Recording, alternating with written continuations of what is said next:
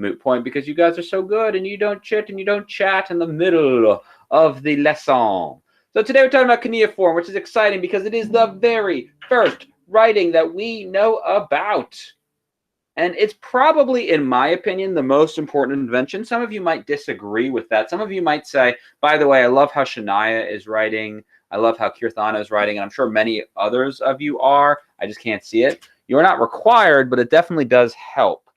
You also will, of course, always be able to go back because the PowerPoint and the recording are at your fingertips. It's just important that we take this seriously and we learn this material. You can also type it too. Okay. If you have permission, you don't have to. But if you don't talk, you won't come up anyway, so don't matter. Don't matter. All right. Now, cuneiform. That is not what the people of Mesopotamia called it. The people of Sumer did not call it that. But it's a Greek word. It means wedge-shaped. And what they would do is they would take a wet piece of clay. A lot of the soil in that region is clay, essentially. It would be nice and wet. And then, of course, Kadir one day realized, hey, if he takes this pointy stick, puts in it, he can make cool designs. Then Adelina says, what if those designs meant something? And then, of course, Shania wants to go do her business. So she's like, well, I'm going to be able to go and use this to do my trading and make lots and lots of money with my bead business. Because it's beads, right? I think so. Yes. Yeah. Exactly. Sweet. So she's able to do her bead business because of cuneiform. Good job, everybody.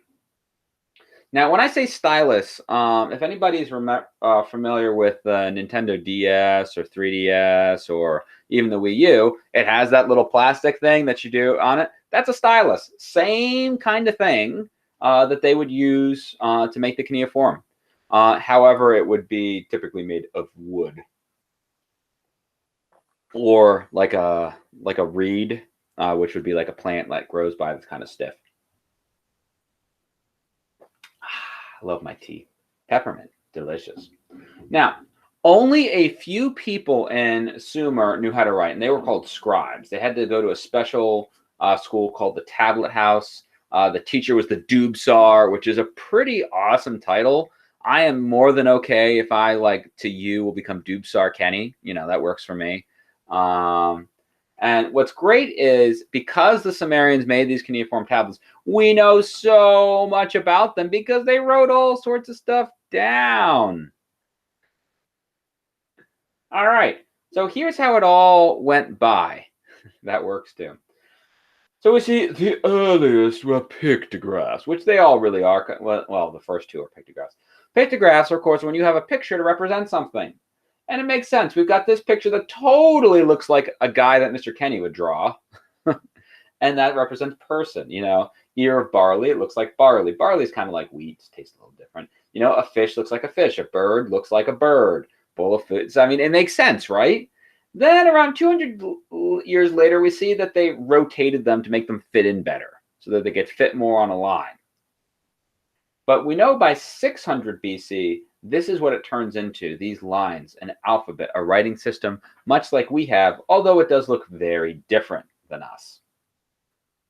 And this is going to be the same kind of evolution that we're going to see when we study Chinese later on in the year. Isn't that cool? Typically at this time, too, I'd be like giving you guys a piece of paper kind of cuneiform alphabet for you all, but alas, we are apart. Here we see the tablet house over here. Here we see someone using a cuneiform tablet and what the stylus looks like. I told you it was just like what you guys use on your DSs and 3DSs and Wii U's. You were like, Wii, you never heard of that. It's the one before the Switch. And below is a really cool thing called a cylinder seal. And this thing is so cool. And this part right here was used by a cylinder seal. So what you would have is you'd have a cylinder.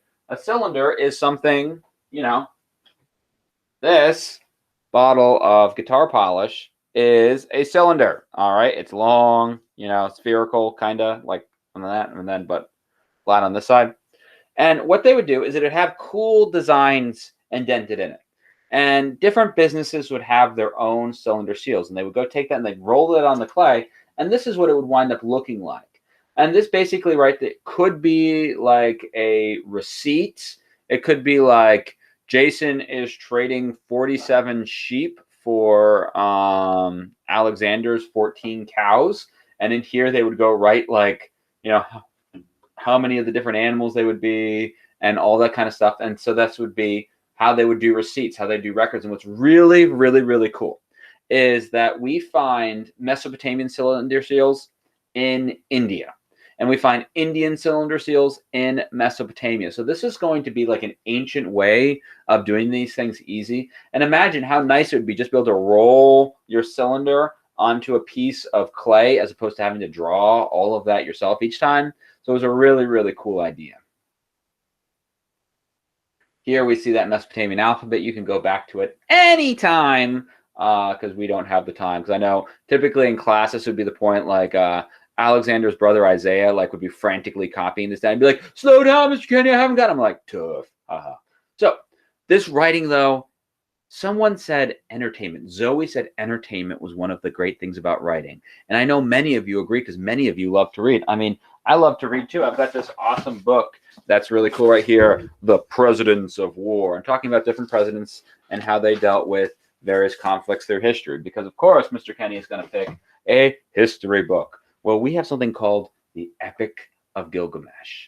And this is a statue of Gilgamesh right here. Now, just looking at this statue, what can we tell about Gilgamesh?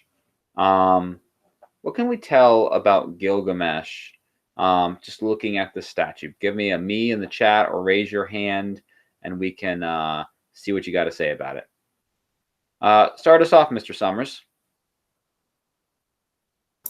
First of all, he has a glorious beard, and he's a very big person. He's got, like, braids in it and beads. Yeah, he went to Naya's bead shop and got some cool bling. Love it. All right. Cortez says he is big, and he is big. How do you know he's big? Because he looks tall. He looks tall.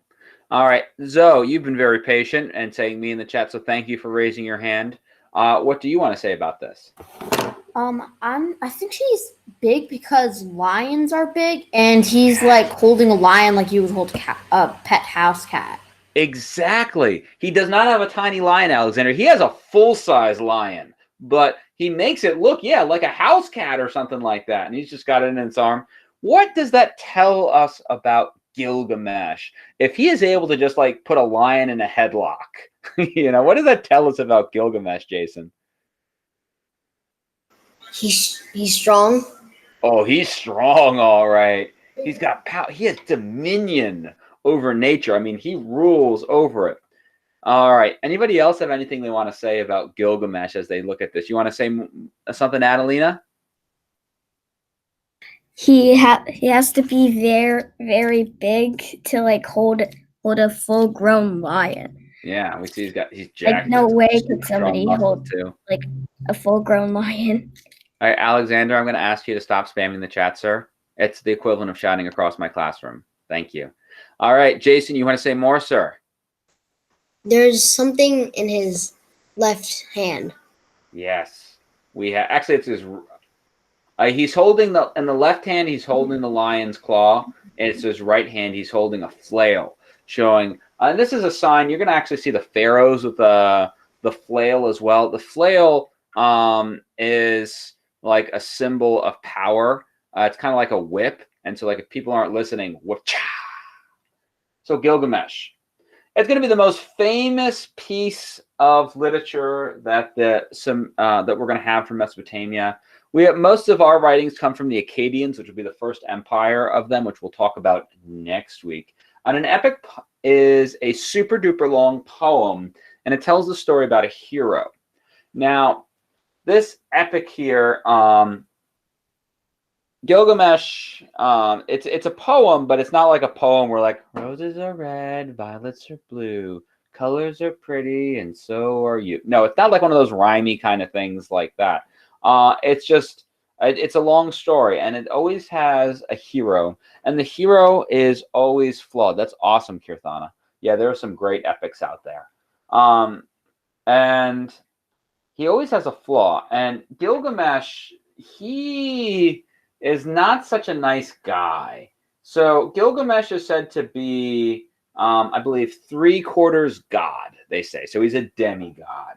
And Gilgamesh, of course, is not a nice dude. So what I like to go and always liken the story about, so the story is, this hero is imperfect. And Gilgamesh is king of the city of Uruk. He is said to be the guy who goes and gives them the walls of the city. And he was super duper tall, super, super strong, super, super amazing.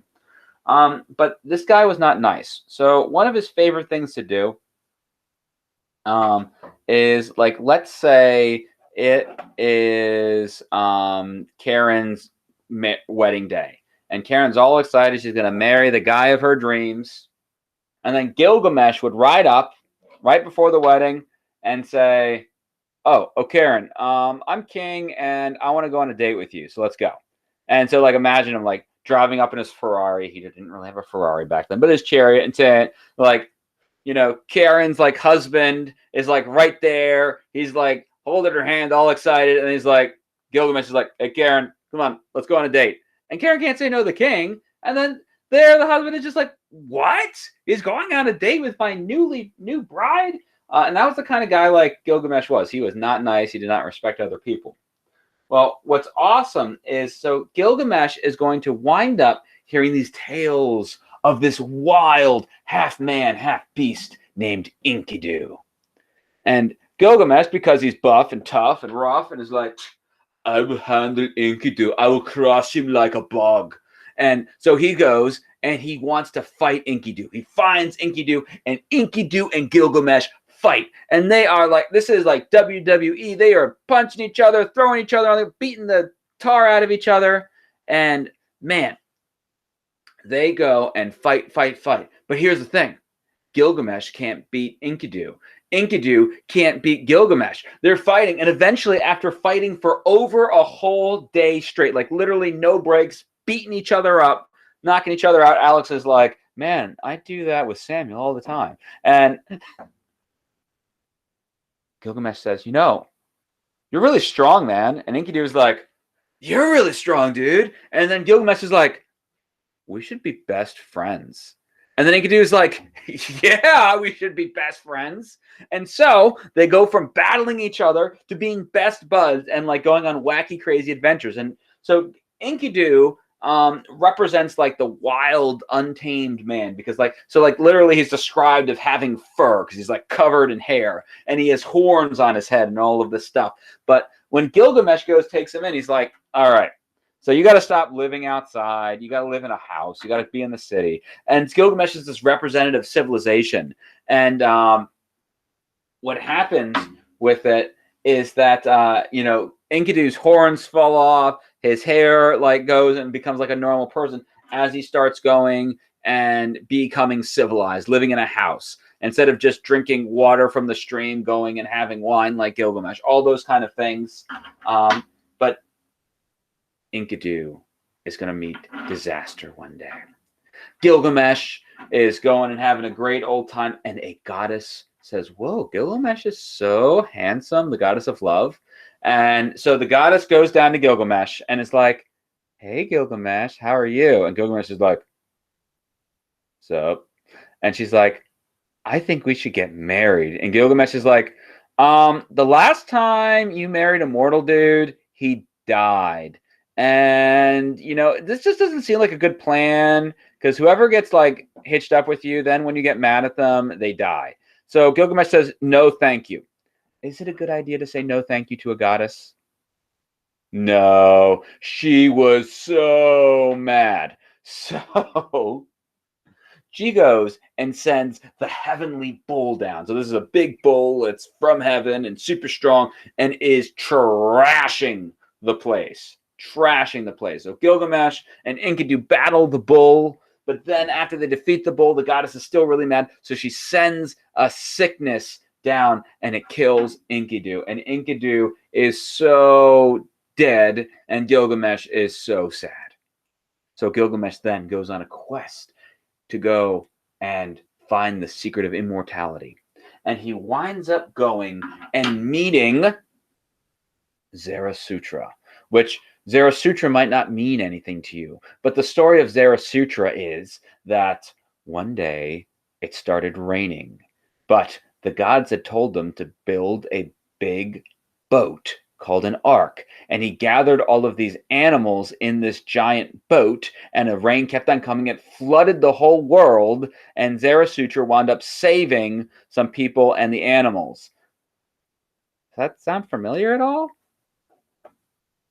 Yeah, exactly. So one of these things that we're going to see is some of the stories that we are familiar with. That even the Mesopotamians had those stories, which lends it's actually kind of interesting how every ancient civilization has a story of a flood and similar kind of idea, like a big boat and animals being saved. So it makes you wonder, like, maybe there's some more truth to this than people want to give it credit to.